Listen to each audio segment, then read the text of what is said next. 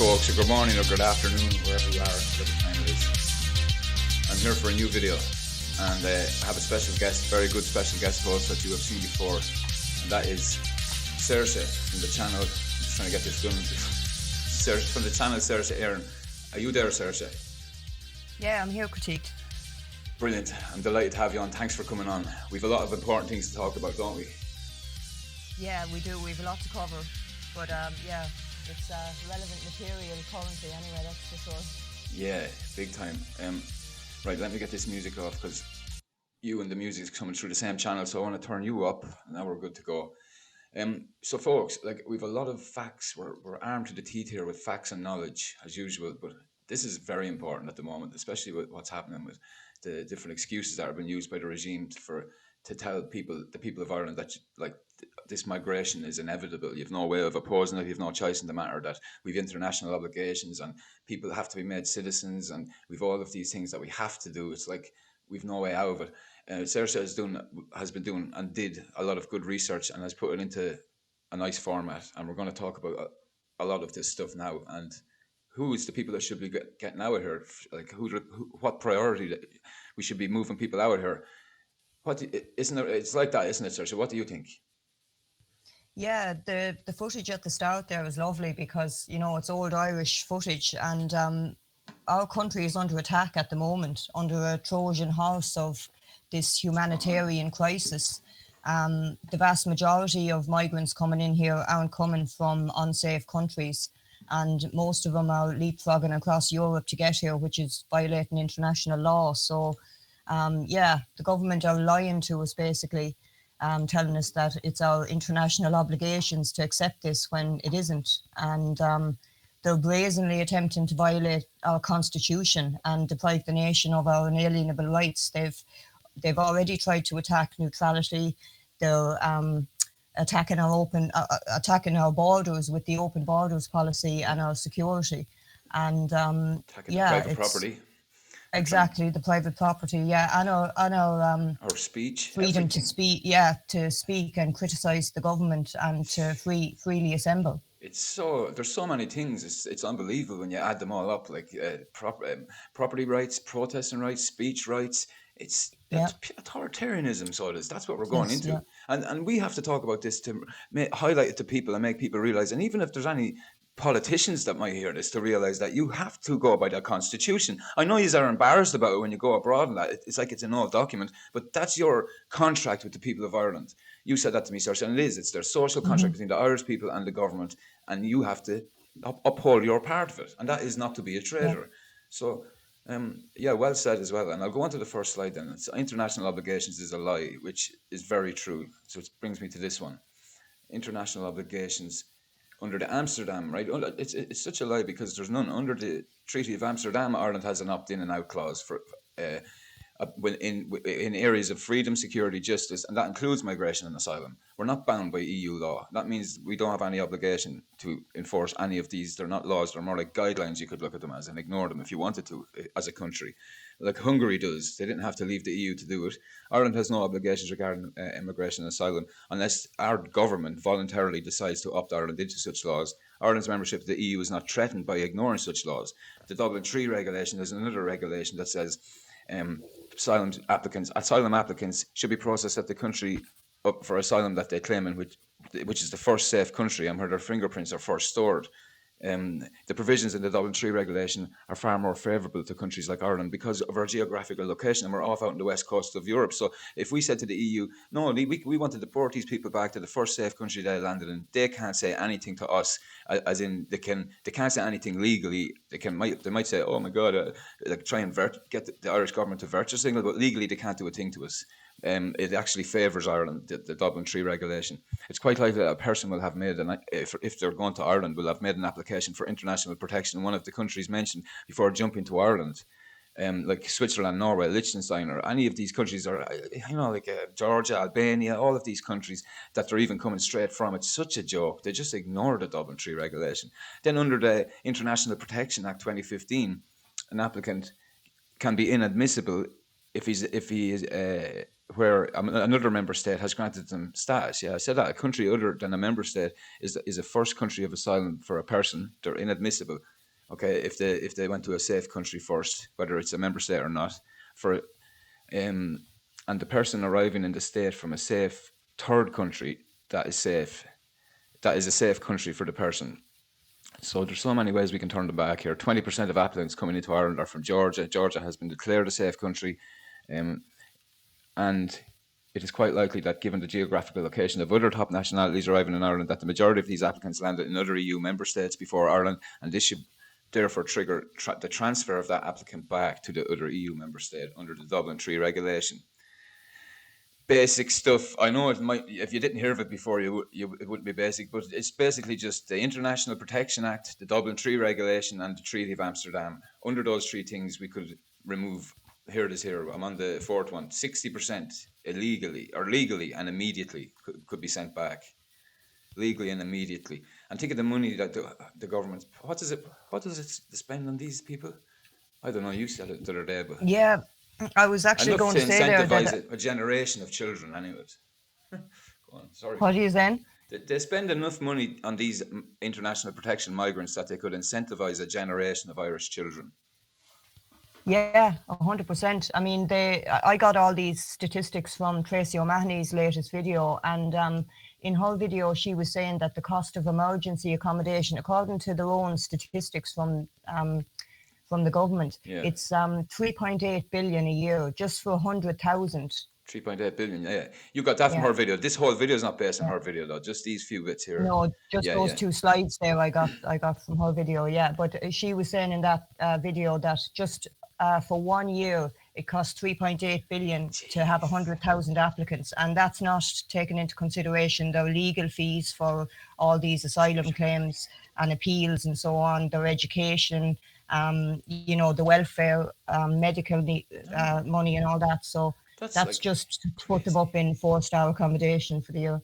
Yeah, you might as well round it off to 4 billion and just say it's 2% of the GDP has been spent on asylum scammers and chancellors and liberals from the Middle East who want to go to a liberal democracy or whatever. But 2% of the GDP. Imagine if that was put into incentivizing Irish families to have children and stuff. Yeah, no, they don't want Yeah. that. They don't want that because then families would want houses, and they don't want that. They want people to be just living in single bed sits and owning nothing, eating bugs in a pod. But anyways, I won't go any further into that. But I think that is what they want. Anyway. Yeah, well, they could also incentivize the diaspora to come back and pay them a decent wage. So that would fix this employment problem that they're saying they have, that they need people to come into Ireland to work.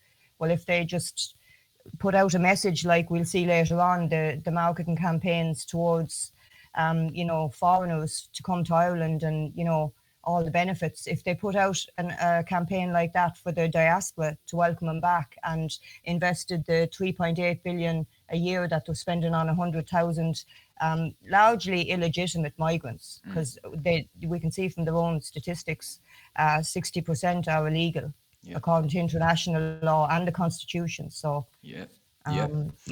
It would be that would be the right thing to do. I'm going to read out this slide as well in case anyone's on the phone or I can't see it, but it says, and it's important anyways, I want to read out all of these. According to statistics prepared by the International Protection Office, over 20% of applicants applying for international protection in Ireland are coming from Georgia, noting that Georgia was declared a safe country of origin through statutory instrument 121 in 2018. This would suggest that at least 20% of applicants could immediately be deemed inadmissible under the International Protection Act 2015. Furthermore, given that a further 40% of applicants are coming from countries such as Algeria, Somalia, Nigeria, and Zimbabwe. These are all safe countries. It is fair to suggest that a majority of these applicants landed in another EU member state before Ireland, and should this not therefore trigger the transfer of that applicant back to the other EU member state under the Dublin 3 regulation? Absolutely. That's how you can implement these. This slide is showing you how these regulations could be implemented for different nationalities and stuff. 60% is the thing, immediately and legally. I'll go to here, treacherous Irish leaders, just traitors, simple as they are. They're in cahoots with these crowd, the WEF, who have big agendas for the world, folks. You want to talk about what they're trying to do, but they want you to own nothing and be happy. They put up that video, the WEF, but they deleted it then, and a minister in the Dáil, Matty McGrath, talked about how Varadkar's a member of it, and a minister in Sweden talked about how, or no, it was actually Holland. He talked about how Mark Rutte is a member of it, and all of these politicians seem to get amnesia when it's brought up about them, about being members of the WEF. But it was funny in the Dutch Parliament where your man took out a quote where Rutte had thanked Klaus Schwab for his book. So he was caught out in a lie big time. It was brilliant, but Yeah. they shouldn't be. Yeah, I think I remember that. He denied it first, wasn't it? Or, Yeah, he denied it first. Yeah, he hadn't a clue. He said, yeah. and then your man took out a quote. Nabbed. Brilliant. Yeah, but that's the thing. Like, it's against the constitution to go against the Irish people and to become part of something else. You're not mandated for that, isn't that it? Yeah, the thing about it is the Constitution endeavours to uphold inalienable rights. That's the purpose of it. And the property rights and our position as a sovereign nation is not up for negotiation. So Klaus Schwab saying that by 2030 you'll own nothing and be happy about it. You know, the WEF are seeking to destroy property rights and make sovereignty obsolete. So that's a direct attack on our constitution and our democracy. Yeah, and our human basic rights. Exactly. Yeah. This is the Constitution, what it says about private property, folks. Article 43.1. The state acknowledges that man, in virtue of his rational being, has the natural right ascendant to positive law to a private ownership of external goods. Exactly. It just means any man who is in his right mind can buy and own anything. The state accordingly agrees to pass, this is part 2, no law attempting to abolish the right of private ownership or the general right to transfer, bequeath, or inherit property. So the state, that absolutely, part 2 rules that out, that they can try and take private property. But I was listening to a thing on the radio yesterday where they were discussing land hoarding. I never heard anything like it, land hoarding. And there was a government lackey on talking about how the government might try and use compulsory purchase orders to fill different lands and houses, private property basically, of buildings that aren't been used, but they might be owned by someone, obviously. But yeah, it's very, very nefarious, and they're really trying to go after the Constitution on this. So it's very important that you know the law, and the Constitution is all that counts. It's the highest law of the land.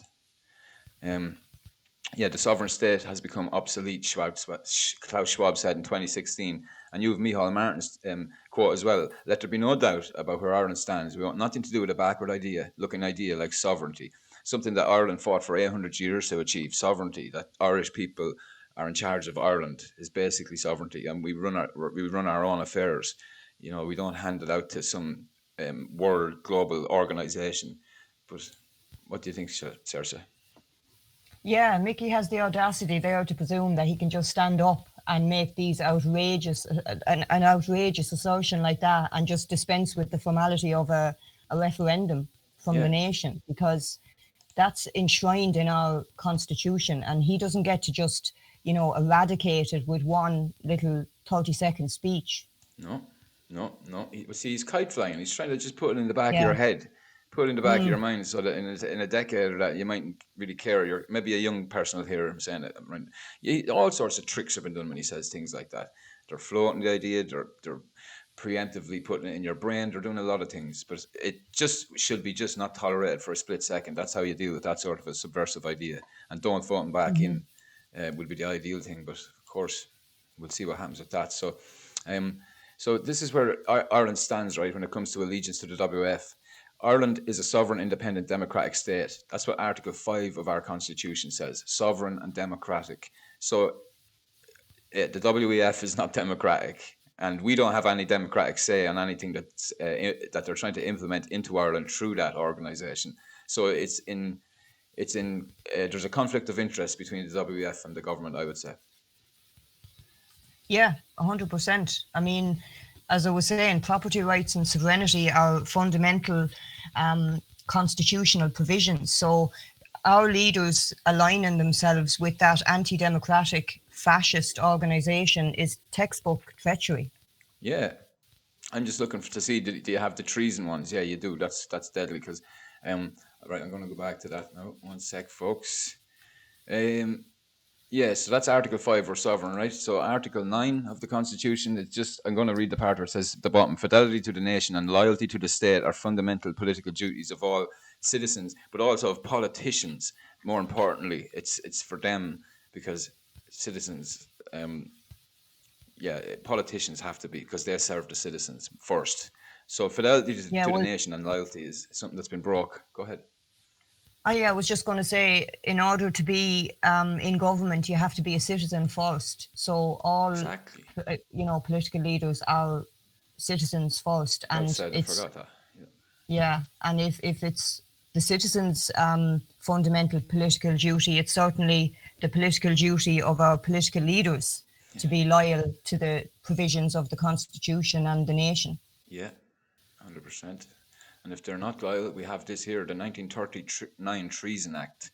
And in the 39, it's Article 39 of the Constitution, again, levying war against the state, or assisting any state or person, or inciting or conspiring with any person to levy war against the state, you will be guilty of treason if you do any such things, or attempting to force of arms or violent means to overthrow the origins of the government. But like, this counts for, as citizens and politicians. Both of them can be guilty of this. So, yeah, colluding with the WEF comes very close in my mind. I'll go to the next one, will I?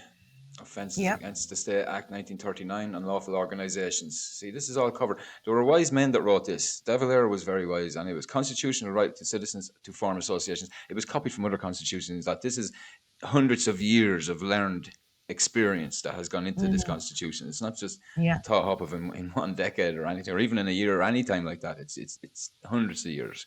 Yeah. Engage. So any organization which engages in, promotes, encourages, or advocates the commission of treason or any activity or of a treasonable nature, or advocate, or number B, advocates, encourages, or attempts the procuring by force, violence, or other unconstitutional means of an altercation of the Constitution, shall be an unlawful organization. Yes, so this thing has nothing got to do with the Constitution, the WEF. Nah. Yeah, I would say even the UN as well. We should have been asked about all of that. The same way at Lisbon and the Nice treaties, we had to sign to join the EU. At least the people were asked about that. But I suppose the UN's non-binding. That's why they didn't need to do it for that. And probably they would say the WF is as well. It's just guidelines for them, but they don't have to follow them. They'd probably have some way out like that. But they're flying close to the wind, anyways. That's all I would say. Here's the same act. Part 21, right? Prohibition of membership of an unlawful organisation. It shall not be lawful for any person to be a member of an unlawful organisation. And we're counting them, it's the same as a terrorist organisation almost. A person convicted of treason or murder shall be sentenced to imprisonment for life. That used to be death, but it used to be, and I would argue maybe it might still should be. But is there anything you want to say about that, Saoirse, about the treason thing? Yeah. Did you read out slide 13 there? It defines what an unlawful organisation is. I did. I read the Oh, other yeah. bits. Yeah. So basically, according to our law, an unlawful organisation is an organisation that advocates or encourages an alteration of the Constitution. Yeah, I did read that. So yeah. So that's the WEF in a nutshell. That needs to be explained. You're right. Yeah, explain that one there, because what does that mean? So, like the WEF an altercation means if they're in conflict with the Constitution. Is that what that means? Like contradicting it in some way? They're trying to alter it in any way. Anyone who advocates or encourages the alteration of our Constitution. I read it as altercation. Sorry, I read it as altercation. I don't know how I did that. Yeah, alteration. Yeah, it's small enough, but no, it's grand, but they can't do that. Can't do it. Yeah, so the WEF by definition is an unlawful organisation because it's advocating and encouraging for the removal of property rights and sovereignty, which is key cornerstone provisions in our Constitution. Yeah.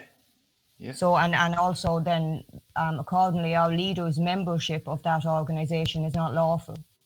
No, it's not. No, it's not. It can't be because of what it's trying to do. Mm-hmm. Yeah, it's treason. Yeah. Yeah, same as night follows day. If the organisation is trying to do that, and then they're part of it, well, then they're members of an organisation that's trying to do that, and it's all treason. On the Irish government side. Yeah. Yeah. Do you want to elaborate on 14 or anything? A person or a member? It just says it shall not be lawful for a person or anybody to be a member of an unlawful organisation. You said that. Yeah, so 15. they're behaving illegally. The likes of Micheál Martin, Powelton, Schwab's sentiments there about sovereignty being backward or obsolete. Exactly. They're engaging and parroting the sentiments of an anti-democratic fascist organisation, and it's Fascist. illegal. Don't say Yeah, that. I the don't think the they're fascist. I don't think the they're fascist. WEF. Yeah, like fascism is something that is there's no fascism around now. We could do with some actually. Well, my understanding of fascism would be a kind of a marriage between corporations and government, and we can see that with big tech and censorship and Facebook and all those things in cahoots with the government. But yeah, I would consider it a fascist organisation because they're prioritising corporate ownership over private ownership Authoritarian. and colluding with the government. Yeah, authoritarian as well and tyrannical. Yeah, Yeah, our government absolutely. are behaving like tyrants, definitely, because, as I said at the start, they're disregarding the Constitution, which they're not at liberty to do. And then the International Protection Office are disregarding international law. And, they're aiding and abetting in people trafficking and this illegal importation of unvetted strangers. Yeah. And it's not something that our nation can sustain. So, in my opinion, it's an act of war. Yeah, yeah, I think so. I think so. The reason I didn't like saying fascism because I think fascism. I'm thinking of back in the 20s and 30s. They wouldn't have allowed all these brown people in. That would not have been allowed. But yeah, this modern day authoritarian fascist thing. It is like that. Yeah, it is. Maybe They're they're just woke it's just fascists. treason. Yeah, exactly. That's it. Woke fascists, degenerate fascists. We don't want that to do with them, anyways. That's the main thing. So government is subject to the constitution. This is important.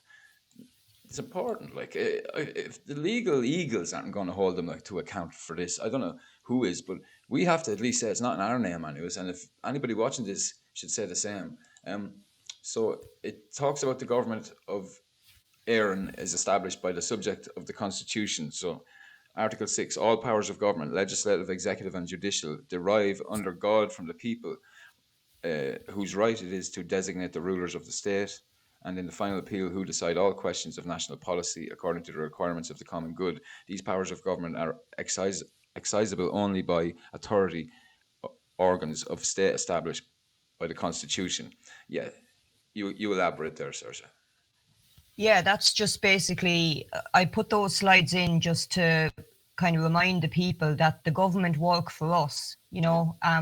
The preamble of the Constitution says that we, under God, basically set up the state, and the Constitution determines what would you say, the parameters of power that each organ of government have. So they can't do anything outside of their appointed power. So each of the organs of government have a particular article, kind of devoted to them that outlines their roles, their duties, what they can do, what they can't do. So the next 3 slides is just a quick synopsis of some of those instructions for Okay. each of the organs of power.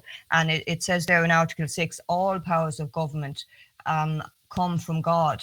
And then through the people, we set up the state, and we decide questions of national policy through referendums and so on. And all the powers of government are established by the Constitution. So the government need a reminder of that. Yes, and so do a lot of people. The government should know it off by heart, but a lot of people don't, and it's very important. Like when I read that, it just sounds so lovely, but when you elaborate on it, it just makes such common sense. Then, I'm just thinking to myself. I said there's a lot of people like me. I never really read the Constitution, so people should realize this as well. You can hold them to account a lot with the Irish Constitution. It's the founding document of everything here. Yeah, it's the highest law on the land, and that's important because And that was adjudicated by the Supreme Court, which is the highest court in the land. So yeah, it's unequivocally the trump card in law yeah, in our Irish law, and that's why the they hate government it. don't get to deviate from it. no Yeah. more than we can deviate from any law. You know, if No, you break a law, you're guilty. It's the same thing. If the government violate the constitution, they're guilty. that's why They they don't hate have it. liberty to do that. Yeah, they do. That's Yeah, they do, they hate yeah, it. and it embarrasses them. They think it's an old document. It's not for the modern degenerate Ireland that we love. But yeah, that's the point. 18. I'm on Article 28. So it says the government, the executive power of the state. I'm reading the yellow bits, right? Shall subject to the provisions of the Constitution be exercised by or on the authority of the government. Yeah, Elaborate, just please. reiterating again. Yeah, Okay, that same it's the thing. authority. Yeah, That's where they get their authority they get yeah from they the from constitution. the Yeah. Constitution exactly, and nowhere else. It should be. I'm on 19. So the court's justice shall be administered in courts established by law by judges appointed in the manner provided by the Constitution, and that is important too. So they should be separate. Judges, the executive, and the government. There shouldn't be any corruption between those three things. Isn't it very important they're kept separate? Yeah, there's a doctrine called the separation of powers. I think I've covered it later on. Okay, Um, I'll get to it and then. yeah, that's prescribed in the constitution. It's a fundamental aspect of a democratic constitution that each of the organs of government are distinct and separate, and they're supposed to keep each other in check through a system of checks and balances. Yeah. So, say for example, if the government step outside of their appointed power, then the Supreme Court can rein them back in, which they have done in the past. The government have been sued successfully for violating the Constitution and for going outside their power. It's called acting ultra vires, or outside of their appointed power. But I think I've covered it in some of the upcoming slides Well, anyway. Yeah. we could skip that in slides. Then we've covered it. No, I'm just saying because that's it. Like that's perfect. That's all I meant. Exactly what you said there. The three of them have to be kept separate, and any colluding is corruption. Well, I know we'll cover it again if it comes up. Right, 20. I'm on. What's this? The National Parliament, Constitutional Powers, Article 15. The National Parliament, in this constituent, generally referred to as the Oireachtas. That's the Dáil. The Oireachtas shall not enact any law, any respect repugnant to the Constitution, any provision thereof, which would include lockdowns, folks, I'm afraid to say. But a lot of things as well. They're always doing things repugnant to me anyway, and the Yeah. Constitution. Yeah. Anyways, I'll move The on. lockdown was a total farce, yeah. It's a total violation of Article 28.3.3, that the only time that the government are legally allowed to temporarily suspend the Constitution is during a state of national emergency, specifically to war or armed insurrection or something like that. It's to do with war. It's nothing to do with a health crisis or any other excuse. So that was completely illegitimate what happened, and the government should have been basically tackled. The president should never have signed it into law, because he should have. I think it was under Article 26. He should have sent that to the Supreme Court to test for its constitutionality, and it should have been deemed invalid. They should have done a lot of things that they didn't do during that, and they're all corrupt in it. That's the truth. Like, he always signs them. He's never going to do that. They sign anything in that comes in, those presidents, all down through the years. I don't think there's ever been a time where they've sent it to the Supreme Court. They should, though. That's what they should do. Anyways, I'm on this, right? A legal bill But seeking. just one more point on that, it's important to make. It's not only the president that has the authority to test a bill for its constitutionality. You can all, as a citizen, you can take a case, as we've seen with John and Gemma. John Waters and Gemma O'Doherty. Or is it O'Doherty? Yeah, the Authority, yeah, John Waters. So they took a challenge, and that should have been, that should have been accepted as legitimate, but it wasn't. So They ignore it. That was, So Because that's a worrying state of affairs when the law isn't operating as it should. Do you know why they ignore it as well? Because I remember when John and Gemma did that, about 5 people are outside the court. The media didn't cover it. So the government take that as a tacit agreement from the Irish people that there's nobody interested in this, nobody gives a damn. We could do what we want. The Constitution means nothing. Because if there was 50,000 people outside the door complaining about that, then they'd take it seriously. That's the reason. And that's the reason we're talking about these things now, is people should try and learn the basics of it. Anyways, it's the most fundamental rights that you have to have at all times. Anyways, this is what I'm on. A legal bill seeking attack democratic rights. A legal bill seeking to attack democratic rights. That's the next slide. So 22. the protection of private residents against targeted picketing bill. This is the new bill that Malcolm from Fianna Fáil, he's a senator. What's his name? Malcolm Byrne, is it? Or Malcolm? Yeah. Yeah, Malcolm Byrne, Hmm. right? He is making this bill. He's putting this bill forward, and it's nearly in the Shannon at this stage. I think it's nearly true, where you can't protest outside people's residences, which includes direct provision centres. So it just says in this act, minister means the Minister for Justice, to seek influence, to interfere with, to advise or to persuade, attempt to advise or to persuade, otherwise express an opinion. Residential dwelling includes any permanent dwelling used by one or more occupants for residential purposes. Target means to direct something at a particular person or group or activity that includes a picket or protest activity that is targeted at an individual who is believed to reside in the particular residence or dwelling. Yeah, okay. The protection of private residences against targeted picketing bill. This is part of the bill as well. Offence of targeted protest. It shall be an offence for a person to organise or engage in, whether formally or informally, any targeted protest within 200 metres of a plantation centre. It says residential dwelling there, but it's for that. This was rushed forward because of the protests. It's the reaction. And it's unconstitutional. Penalties. A person guilty of an offence shall be liable for a conviction of a Class D fine, or a second offence you'll get a Class A fine and maybe 12 months in prison. Do you want to talk about how that's unconstitutional? Yeah, I have a lot to say about that. I seen this on a gripped video about a week and a half ago, and it just boiled my blood when I seen it, because it's absolutely reprehensible for this Bourne guy to be floating the idea and trying to get it past the Irish people that that this is legitimate when it isn't. Because Article 6.1 provides, you can probably see it there on the slide, the right to assemble peacefully.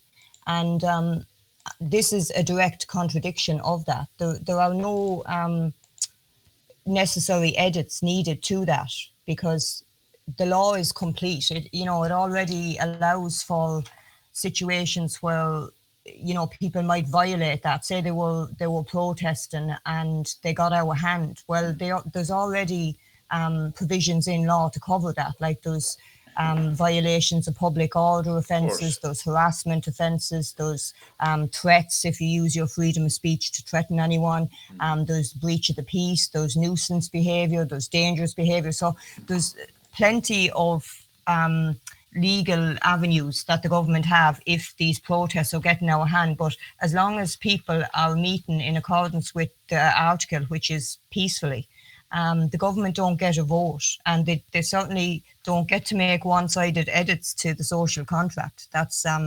completely illegal. They would say that it's because people were protesting outside Varadkar's house as well, of course. But I don't think that's going to get much. That's not going to achieve anything, protesting outside his house. It's only going to achieve the likes of this law. But the thing about it is, you see, these DP centres are very different in his house, though. That's all I want to say. Go on. Yeah, well, when I was listening to the video there, the guy was saying, we need legislation to protect homes, and it applies to the homes of those seeking refuge and elected representatives. And I just thought, it just goes to show you where their loyalty lies. They're protecting these bribed participants in the ethnic replacement programme and the traitorous so-called representatives who are only representing global interests. So that's the purpose of this bill, is to protect the people involved in this, as I say, facilitated invasion. Yeah. But it's completely invalid in accordance with the Constitution, because the text is very clear. You have the right to assemble and meet peacefully, full stop. They don't get to add any extra letter to that. No. Article so they 46. Don't get to say except here or except there, or there's no other provision there. There's no exceptions to that. No. So the government can't put them in afterwards without a referendum. So the fact that this guy is even attempting to do this, the brass neck of him, it's a patently false statement to mislead the Irish people into thinking that this is a legitimate bill that's going to be acceptable. It's not. No, well, it shouldn't be. We shouldn't accept it, but we'll see what happens. The Irish people, this goes over a lot of people's heads. This is why the video is important. So Article 40.4, we've the rights to move freely. That's in our Constitution, not these ones at the bottom that the Supreme Court recognised. These are the fundamentals: free movement, free speech and free assembly to meet anywhere, and that is it. Um, they Yeah. can't change anything really with that, but they're trying. They're trying to chip away at it by using But fancy go language. on ahead. No, nothing. That's it. Just fancy language to try to get around these things. Yeah, well, they're blatantly trying to misrepresent the situation and mislead the Irish people into thinking that this is legitimate when it isn't, because that Malcolm Byrne guy, he has qualifications in law and governance from UCD, so he can't claim that he didn't know any better. No, This is basic, but legal fundamentals. I wonder, does that So give him the brain to try and work his way around this because he knows all that stuff as well? He probably thinks he's too clever. He is. He's getting too clever for his boots. That's the problem with him. yeah, no, it's very, very basic. You cannot make an edit to an established contract without a referendum. Like the social contract is the constitution, and any contract, you can't make what they call a unilateral change to it. So one party can't decide, oh, 1 sec now, I'll just get the Tipex and just, scratch that out and put something else in. No, any amendments to the constitution have to go through the people. So he has no legitimate authority to be floating these ideas and suggesting that this is legal when it isn't. So I would suggest that it's either there's two options. It's intentional misrepresentation and deceit with the aim of gaining a political advantage over the nation, and that would be illegal. Or it's gross incompetence. Now, I don't believe that it's gross incompetence because he's educated enough to know better, but it is gross incompetence because it has such serious consequences for a nation. He's attempting to attack the fundamentals of a democracy and the fundamentals of how you maintain a democracy, which is freedom of speech and freedom to protest a corrupt, illegal government. Yeah, exactly. And how do you express frustrations with this government? Are you supposed to jump on YouTube? Protesting is how it's done, and it's been done like that forever, and that's how it should be Yeah. done. That's how it will be done, is bill it or not. Even if people do stand 200 yards away, they'll still do it. But this is what I would put this up for: repugnant to the Constitution. I left that up on the screen. Well, you and me are up now, but I left that up because that's what his bill is. It's a repugnant bill, and it should be invalid because of that. So Yeah. I'll go to 26. The government, the courts, Article 34. Okay, so it says the courts. I'll read the first, right? The courts of first instance shall include a high court invested with full original jurisdiction and in the power to determine all matters and questions, whether in law or fact, civil or criminal. And then the jurisdiction of the High Court shall extend to the question of the validity of any law having regard to the provisions of this Constitution. Now, elaborate. Yeah.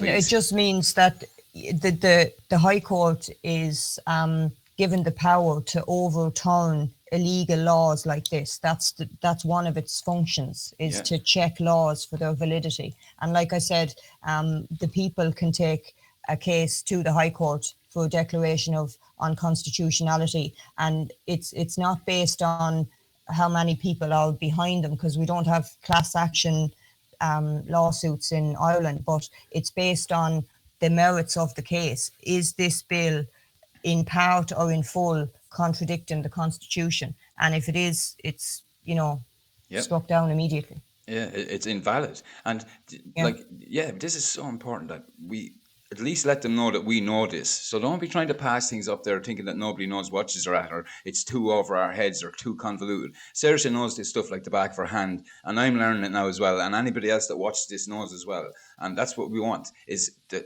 same contract that was upheld by every previous government to be upheld by this one too. You don't have a free rein to do what you want, and that is it. So I'll go to the next one, 27, Article 15. The Oireachtas shall not enact any law. The government in the Dáil should not I'm too fast, lads. Enact any law, any respect repugnant to this Constitution, any provision thereof. Every law enacted by the Oireachtas, which is in any respect repugnant to this Constitution, any provision thereof, shall, to the extent of such repugnancy, be invalid. I'm on 27, Article 15. It's the same one. That's grand. That's no bother, right? So we're on 28. Article 26. reference of bills to the Supreme Court. This is about if the Supreme Court is changing something. So Article 26, any bill passed or deemed to have been passed containing a proposal to amend the Constitution, or a bill at the time of consideration of which the Shannon Éireann shall have been abridged. No, you just what did you highlight there, Saoirse? Article Yeah, I 26. was just highlighting just the key points that again the president may refer a bill to the Supreme Court for a decision Oh on yeah, whether it's in line with the Constitution. yeah, And the Supreme Court, again, that's one of the conferred powers of the Supreme Court to test these bills for their constitutionality. And if it's repugnant, it's invalid, yeah, period. So, as I said, Malcolm Byrne's bill there, it's already invalid because, as I said, we have the right to meet peacefully, yeah. assemble peacefully. Full stop, no End of exceptions story. in there. So that's it. They can't come along afterwards and add a few extras. It doesn't work like that, much as No, they'd love it. exactly. The only way Malcolm Byrne's bill could be made into law is if he puts it to a referendum. Other than Yeah, that, he can't. exactly. Yeah. So that's the way Ireland works. We're a republic. Well, we should be, but that's what we're supposed to be. But anyways, 29, separation of powers. Yes, you covered this well already. You explained it well. So it's called the sacred maxim of free government. It's designed to guard against. This probably comes from back in the Roman times, I'd say, when they had democracies in Rome. Well, they still do, obviously, but back, I mean, the Roman Empire. It sounds like that maxim, sacred maxim. I'm not sure. I'm just guessing, lads. Maybe it's an Anglo-Saxon thing. Who knows? It's designed. I'll Google it later myself. Designed to guard against concentration of power at the time. At the same hands, the very definition of tyranny. So, yeah, it's designed to guard against the concentration of power in the same hands. Do you want to say anything about that? Yeah, you were saying earlier that we borrowed our ideas for the Constitution from different constitutions, and Yeah. you're right. The forefathers, the ones who wrote the Constitution, did great work in doing research and coming up with a really excellent, thorough Constitution. And this is an example. One of the founding fathers of the American Constitution, James Madison, he referred to the separation of powers, and that's his quote. It's a sacred maxim of free government, and it's designed that way to separate the three organs of power, to guard against tyranny, because when that power is concentrated in the same hands, that's when you have tyranny. And that's what we've seen during COVID, because, as I said, those statutory instruments that were passed during the lockdown, all of those were illegal. They were unconstitutional, and they should have been struck down. But the fact that they weren't is evidence of collusion between these supposed separate organs of government, and that's worrying, because it is, it kind of highlights the fact that it's tyranny. Yeah, and that they're trying to ignore the Constitution. Yeah, yeah, Mm, yeah. I yeah. didn't read the bit about James Madison. That is true. That did come from America. It's only when you say it, it reminds me of it. So I'd say that is Roman, that old Roman, that maxim thing, because America's based on, they studied a lot of the Roman things. I know that when they're writing their constitution as well. So a lot of knowledge for hundreds of years is in our constitution. And Mm, these people up there now, like, who are openly gay, and that, they shouldn't be embarrassed by it. It's old knowledge, it sickens me yeah. that they go out abroad, even Micheál Martin, and into the EU, and they're embarrassed by the Irish constitution. It's disgusting. But the next section He is should about, move country then. He should move to somewhere that doesn't have a constitution, see how he gets on. But we're exactly, keeping it anyway. it's not going to happen. Exactly, he should, but yeah. No, Mm, no, no. He'd change like a chameleon. I guarantee if you asked him about that, he'd say, "Oh no, that was taken out of context. Of course, I love our constitution." He's a different answer for everyone. That's the way he is. But yeah. something But that's, as you were saying earlier there about, the Irish nation borrowing from other constitutions when they were putting it together, it's like that saying, fools learn from their own experience, wise people learn from others. yeah, Um, those constitutions were wrote that way based on history, based on what didn't work, yeah, based on sedition and yeah. treachery. So they had a very clear definition of what kind of behavior to make illegal, and now we're Different seeing it again. different things that can happen, that have happened, and how to stop Yeah, these things from happening. What's the abortion. best way of Yeah, holding it all together without corruption yeah, setting in? And it's yeah, hundreds of years of knowledge gathered. I don't mean we yeah, borrowed it, but we studied it, and we did add things in. Yeah, borrowed's the right word. Exactly. It was. That's Mm. yeah. Our constitution is solid as a rock. So Yeah, it should. I don't know. I don't like saying it should be followed. It has to be followed. Is the thing. They have to follow it. Um, yeah. but anyways, the next section is about citizenship, and this is important for what's going on with the migration at the moment and the invasion, migration slash invasion, because I call it an invasion. That's what it is. What did you call it? A facilitated invasion. It is, yeah. And about like who should be a citizen in Ireland, what the story is, what the constitution says about that, and yeah, let's get into that. Born in Ireland with one Irish parent equals Irish citizenship. That is the minimum requirement according to Article 9 of the Constitution. Notwithstanding any other provision in this Constitution, a person born in the island of Ireland, which includes its islands and seas, who does not have, at the time of birth of that person, at least one parent who is an Irish citizen or entitled to be a citizen, is not entitled to Irish citizenship or nationality unless provided for by law. Yep. So we could. There's a lot of people that we can get out of here that we can move out of here under that, including Alan Shatters. Hmm. Yeah, his little I pets. wonder. I wonder would it be a good thing to start on Twitter? Hashtag born in Ireland with one Irish parent equals Irish citizenship. It'd start a war. It's a. But Yeah. that's Article 9 of the Constitution, and that's the democratically decided will of the people based on the citizenship referendum in 2004. It's also that, yeah. Almost 80% said exactly that.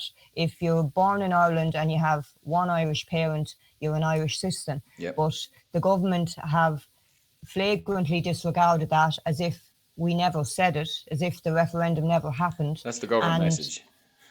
yeah, exactly. Yeah, that's it. And they're promoting that worldwide, literally citizenship for all. You'll see it in the next Yeah, slides, the advertisements. this is what they do. They advertise out to all foreign countries, not to our diaspora, but to everybody. How to get an Irish citizenship? It's just like a bar, like a Snickers bar.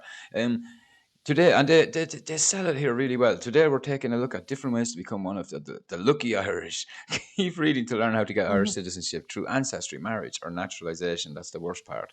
Naturalization has to be gotten out of there. That's subversive. That's unconstitutional.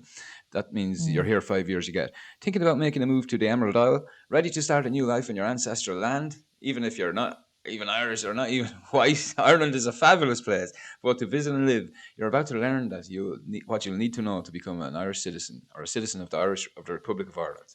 This is on the internet, folks. They're letting the cat out of the bag. This is why there's so many people here. They're telling the world. Um, so it says key conditions for citizenship: an applicant must have a total recordable residence of 5 years during the previous 9 years, including 1 year of continuous residence. So you could be going everywhere and anywhere, but if you have 1 year of continuous residence out of 5 years in the past 9 years, you're entitled to it to apply for it. Or if you have a spouses and civil partners of Irish citizens may apply for naturalisation after 3 years. So you could have an arranged marriage, and then 3 years later you get that passport. A person granted refugee status can apply for citizenship through naturalisation once they have 3 years. Oh, the subversion! Like no wonder there's so many passports being handed out every year. They break their record. It was 750,000 in 2017, 800,000 in 2018, 900,000 in 2019. It was well over 1 million last year. The amount of passports that are handed out. They're not all Irish people. It's a joke. Anyways, it says how to get citizenship by naturalisation. The same NGO here, International Citizens Group.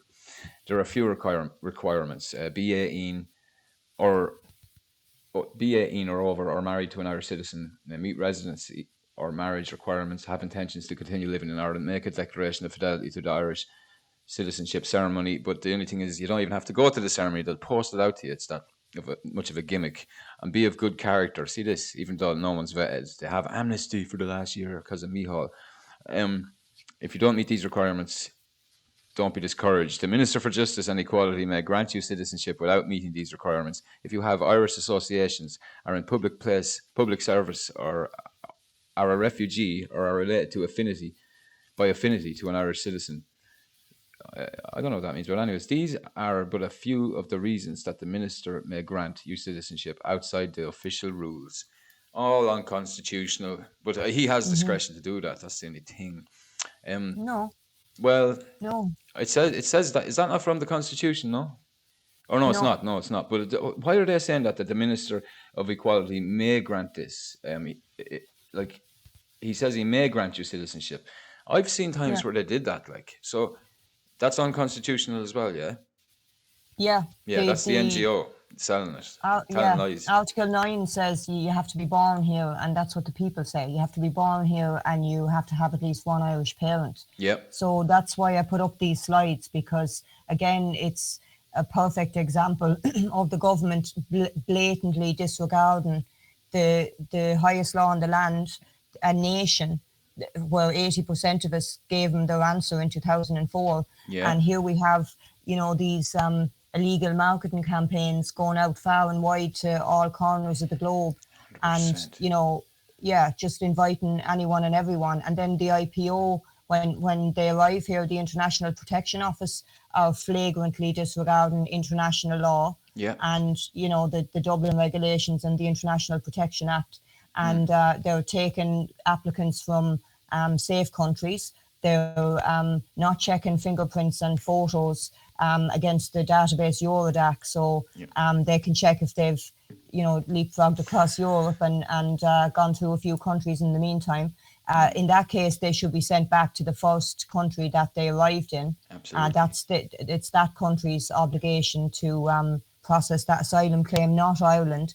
So the state and the International Protection Office are imposing illegal migrants on top of us. We're not legally obligated, we're not internationally obligated, and it's a blatant disregard of the Constitution and a nation of people. Their And will. it's detrimental. Yeah. Yeah, it is. And do you know what? A precedent must have been set for them to put this in here, because they can't just put, they sneak these things in. It's so slippery. I'm just thinking how they did it here, and if it worked out, I think. I remember the Minister for Justice, when it was Charlie Flanagan, he signed a few things. There was kids, a little child down in Wexford, a black child, and one I think in Tullamore, and they had been living in Ireland, like they were 9, and they were living here since they were 1 year of age or something like that, and they had to. He wanted to grant this out of benevolence, and he granted it. So I think once that precedent was set by Charlie Flanagan, here comes the NGOs, and they absolutely use it as a way to advertise Ireland to the world. And just because he did it for one or two people, of course, you give them an inch and they're taking the whole nation. That's what they're trying to do. Tell everyone to come over, and you'll get the same thing. Like, there could be all these ways where we can sneak you in. That's unconstitutional. There was precedent set for them to say that. I remember a few kids were given it because one parent could have been entitled to it, and the kid wasn't born here, so the minister caved. So that's how they got to say that. Yeah. But the thing about it is that they don't get to set a legal precedence. Like, but they did it. I remember when Yeah. they did it. They have Yeah, done yeah. that. That's why Yeah. That's how the NGOs getting to say that there. Like, Yeah, but I'm just saying none of it is legitimate. No. Just because they flagrantly disregarded the Constitution on one occasion doesn't mean the floodgates are open and Exactly. now the Constitution doesn't exist That's anymore. my point. That's my point. But the Yeah. NGO International Citizens Group used that one or two little occasions when it was a hard case, and now they're trying to apply it to everyone that comes here. They're telling you that all these little hard cases, if you fit into one of these categories, we might be able to get them to sign you over, to give you the passport. Isn't it unbelievable the way the NGOs do that? I'm just saying, like, how Yeah. treacherous they are and how subversive they are. And we pay for them. Irish people pay for them. Even if you don't pay, every time you spend money in a shop, if you pay VAT, it's going towards them. You're paying for them in some way, shape, or form. Everyone is. And they're the most, they're disgusting the way they do this, like, and act so subversively and lie and manipulate. That is all that they do. I'm on 36. They really make me angry, actually. Irish citizenship benefits. This is them as well. The same page, folks, right? Trying to tell people about the variety of benefits of being an Irish citizen. One of the biggest benefits that you'll have with an Irish passport is, with the passport from Ireland, you can travel visa-free to 183 different countries around the world. This list includes most European nations, South American countries, Canada. It also includes Japan, the UAE. Globally, Ireland ranks 6th when it comes to travel freedom. An Irish passport allows you to spend up to 180 days at a time in Peru, Panama, and Mexico. You can stay for 6 months in Barbados, Canada, and Japan. This makes an Irish passport favourable to many foreign citizens, especially those that travel often. Foreign citizens, like, they're even contradicting themselves there and everything. Another benefit to the Irish citizenship is the ability to vote in Irish elections. That's what they want as well, and not only can you vote in elections, but you can come and you can run the Irish people's country for them, and probably change the whole ethos of the state to communism or Sharia law, or God knows what. This is Hmm. some subversion. Yeah. I will go to 37. And Ukrainian refugees should have pathway to citizenship. Another unconstitutional declaration from some rag department exploring status options. Yeah, from the department, you see, for Ukrainians to stay for up to 5 years so that they can give them the passports. The 5 year is the magic number. Increased modular building projects will be needed uh, in every county, says O'Brien. Like, what about when the war's over? They're not going back. Modular houses for the homeless Irish, is it? We'll Hmm. see. And it was 38 is now era for all. That's the truth. 3,500 people to be conferred with Irish citizenship in Killarney. That was in December. Right? That goes on 3 or 4 times a year, lads. During the COVID, they just posted them out. That's how reckless that is. At the ceremony today, Minister of State John Brown and Minister of State Anne Rabbitte welcomed Ireland's newest citizens and emphasised the importance of this day, which will be a milestone in their lives. Minister Brown said, um, the conferring of citizenship to you today opens new doors to enjoy the fundamental rights as set out in the Irish Constitution that we are trying to destroy, and to vote in referenda that may change the Constitution.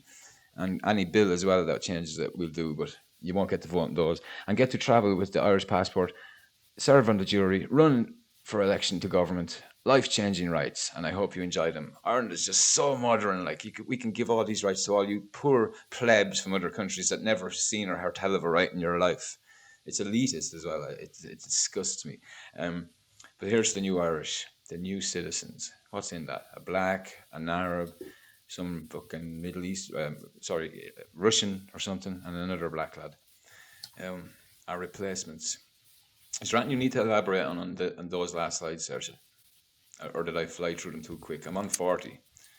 This is No, important. no, it's fine. I think it speaks for itself because, I think so. it's just highlighting the fact that in 2004, we told the government our position on open borders or people availing of loopholes to get Irish citizenship. And we said that you have to have one Irish parent and be born in Ireland. And since then, the government have taken it upon themselves to open Ireland to the world, to anyone who will come. Now you don't even have to be born here. You don't have to have an Irish parent. All you have to be is over 18. You make a declaration of fidelity. Whoa, that's like a big challenge. Yeah. You have to be a good character. I mean, that's subjective unless they have a criminal record, And that's it. That's it. You get Irish It's like applying citizenship. to be And a then they taxi say, driver or something like that. yeah, yeah. And then, if you don't meet those basic gutter level requirements, that you're not over 18 or you can't make a declaration of fidelity, or, you might have a bit of a record, don't worry, because the Minister for so-called Justice is disregarding the law and basically allowing you in if you have Irish associations, if you're in Irish public service, if you're related by affinity to Yeah. an Irish citizen. That doesn't even need to be an Irish person. Yeah. That's just Irish on paper. So you could have somebody like a Chinese Irish citizen, and if you're related by affinity, the Minister for Justice can disregard the law and hand out your illegitimate paperwork. So Yeah. Or if it's a some real NGO lobbies him, loophole. he'll just say, "Oh, it's my discretion. I'll let that lad in." Yeah, Yeah, it's a yeah, joke. We've been yeah, we've been running to the ground. That's what's happening. They're yeah. ignoring too much things in this constitution. We need people that are actually qualified in law to start questioning these things. How come these things aren't being questioned at high levels? You mentioned Tracy O'Mahony there. She's a barrister. Is she bringing any things against the state, trying to start any things to question them on these things or try to hold them to account in any way? I don't know. But did you? Do No, you I know? don't. I don't know that there was any. I don't follow her closely, but I did look at some of her videos during the Oh, lockdown, she and she did explains the get laws out very good. All some right. information. Yeah, but it wasn't. There was a lot more could be said too. So Yeah. I don't know. Okay, well, we'll see what happens. Hopefully that'll happen. So we're on this one here. This is very important too. This slide 40, because it just shows the amount of people that could literally be sent back out here as well. Because a lot of these citizenship referendums, all of them actually, are fraud in my mind. So revocation of fraudulent citizenships, the state can revoke if a new government comes in that is a little bit more centre right, that is in favour of the Irish people's interests over outsiders and outside forces, they could revoke the citizenship of a lot of these citizen ceremonies because of fraud. If they could, as you said, they could be re-looked at. Do you think? Or Yeah, and so as they probably weren't vetted properly either. Half of them people that got those.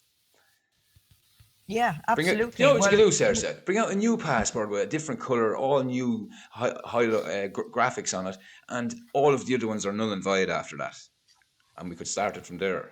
That's yeah, one way of dealing with that in a quick yeah. way. But go ahead. Sorry, I got All, excited with that all idea. well, Sorry. basically, if we had a legitimate government that was, behaving in accordance with their constitutionally appointed power and within the remit of the constitution, we could basically have all of the citizenship that was handed out to date since 2004 reviewed in line with Article 9. So, are you born here? Do you have an Irish parent? Well, that's one check. And then, other than that, in accordance with the international law, from the Dublin regulations and the International Protection Act, are you coming from a safe country? Did you travel through another country? So all of those can be revoked if they've come through another country, or they've travelled through other countries, or they're not born here, or they don't have one Irish parent. Simples. I'm loving this, Saoirse. It's brilliant, and it's so simple that like it can be done if we just get the right people in. It can be done. That's why I like all of this, because I didn't realize there was so many things here that could be implemented if the right people are in power. But I just thought we'd have to do it in some sort of authoritarian way with new laws. We don't. Everything's there already. We don't need to write even one new bill to get these people out of here. So it's excellent. Now, folks, we're going to go to one last issue before the end of the video. We're going to try and finish up. What are we going? 1 hour and 3 minutes. We'll try and finish up in the next few minutes because we don't want to leave it too long on you, and we want people to watch it. So it's about Ireland's neutrality, which has been chipped away at as well, and the Constitution has answers to this as well. They were trying to start a European army there when the war in the Ukraine kicked off. They were talking about it and floating other ideas, and Simon Coveney's all on for this, of course. Even though we hardly have a fishing trawler, what good would we be in an EU army? Anyways, all they'd be doing is sacrificing Irish men for some cause that has nothing got to do with us, global homo cause. But this is the next slide. Ireland's enduring position of neutrality, enduring. And it starts off with this. National Declaration by Just read Ireland. 4, actually. Yeah, number 4 is plenty. Okay. That's all you need, yeah. This is in 2002 in Seville, 2002 to 21st of June. So number 4 is in line with its traditional policy of military neutrality. Ireland is not bound by any mutual defence commitment, nor is Ireland party to any plans to develop a European army. Indeed, the Nice European Council recognised that the development of the Union's capacity to conduct humanitarian and crisis management tasks does not involve the establishment of a European army. And also, I'm adding to this, Ireland doesn't have the influence, and we're too vulnerable. If we got involved if there was some lunatic involved in some world war or something, he could just send one nuke to Ireland. That's the end of us. We've seen that in the video of the Poseidon missile.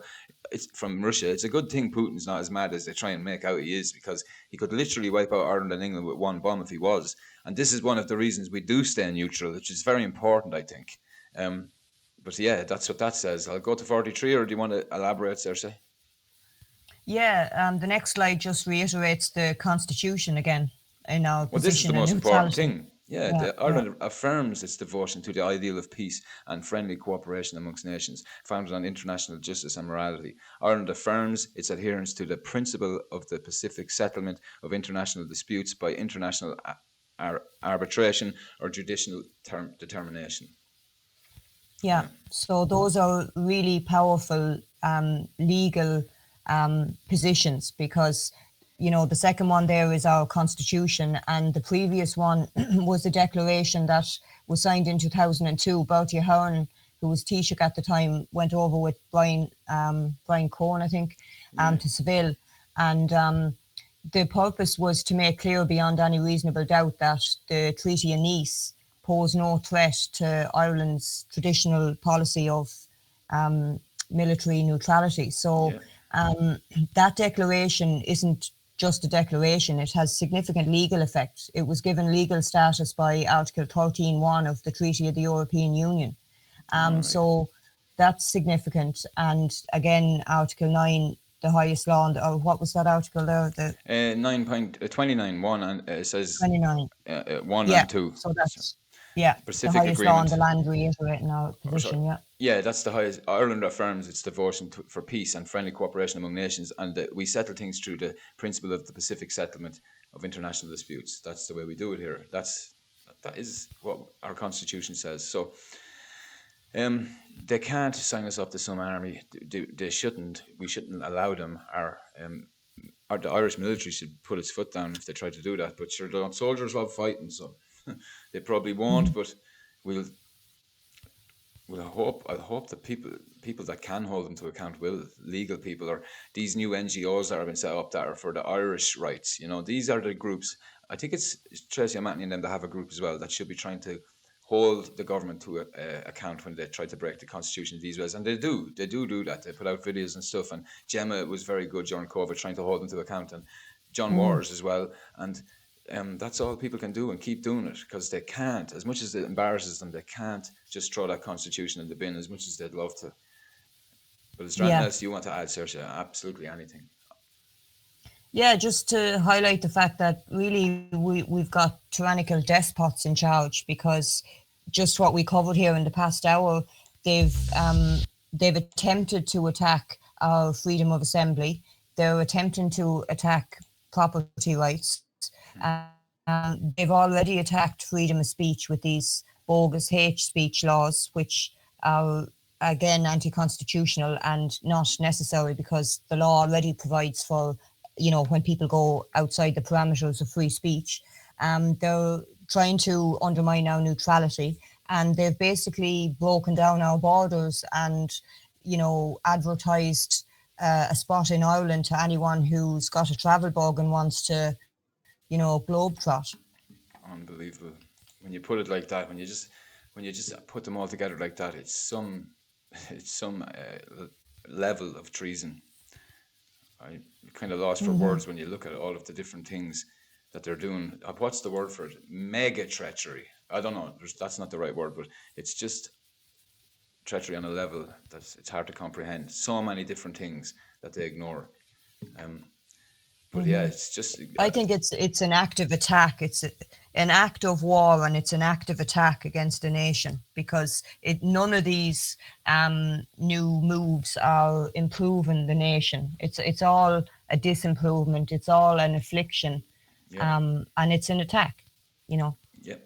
Yeah, it is. It's disempowering. It's an attack, and it's taking away our rights and freedoms. And like I said at the start, things that were hard won, that people fought for 800 years, and dying generation after generation, and people leaving Ireland in their droves as well, because we didn't have these things here. We have them barely 100 years now, and they're trying to sign them away just to get some materialistic crap just in this one lifetime. It's ridiculous. But no, I just want to thank you for coming on, and without your elaborating on these things, like this video wouldn't have been possible. So it's very good, and I'm very happy to help put out this information. It's very good that you're willing to do it, and I just want to thank you for coming on.